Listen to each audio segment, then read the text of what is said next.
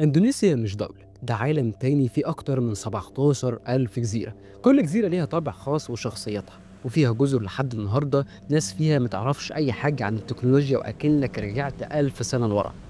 في قبائل في جزيرة بابو ما يعرفوش لا انستجرام ولا واتساب ولا الكلام ده كله، بيتكلموا بلغة مش موجودة في أي معجم. أكلهم من الغابة وميتهم من النهر، ولو دخلت عندهم لازم تتابع تقاليدهم. أي غلطة بسيطة هناك ممكن تزعلك جدا.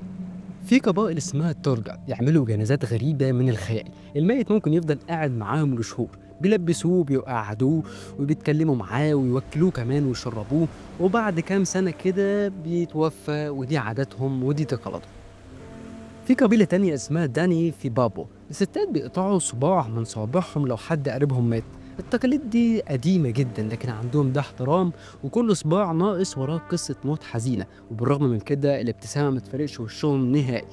الرجال هناك بيلبسوا حاجة غريبة جدا، حاجة شبه القرعة كده وبيغطوا بيها نفسهم، بس الستات ليهم لبس تاني وطابع تاني مختلف. محدش هناك بيستغرب من الموضوع، كلهم عندهم نفس العادة أو عادات مختلفة يعني، بس كلها شبه بعضها. جزيرة بالي مش بس في صورة على انستجرام، فيها معابد بتشوف فيها طقوس قديمة. الناس هناك بيعيشوا ما بين الطبيعة والروحانيات، وبيعملوا حفلات وسط النار والبحر، وليهم حركات يعني كده غريبة شوية. في قبيلة بادو في جاوا عايشين هناك من غير كهرباء ولا مواصلات، ولو شافوا عربية بيخافوا منها. عايشين حياة بسيطة جدا زي ما اتولدوا، ورافضين أي تطور، وده اختيارهم مش غصب عنهم يعني. في ناس هناك بيتكلموا لغات مش مكتوبة، لو اتكلمت معاهم مش هتفهمهم أصلا ولا كلمة منهم، لكن هم فاهمين بعض وعايشين كويس جدا، والدنيا معاهم ماشية تمام التمام. مش محتاجين لا مدارس ولا جوجل ولا التكنولوجيا المتطورة بتاعتنا دي. الفرح هناك ممكن يقعد 7 أيام، يرقصوا ويلبسوا لبس تقيل، والأكل بيتوزع على الناس كلها.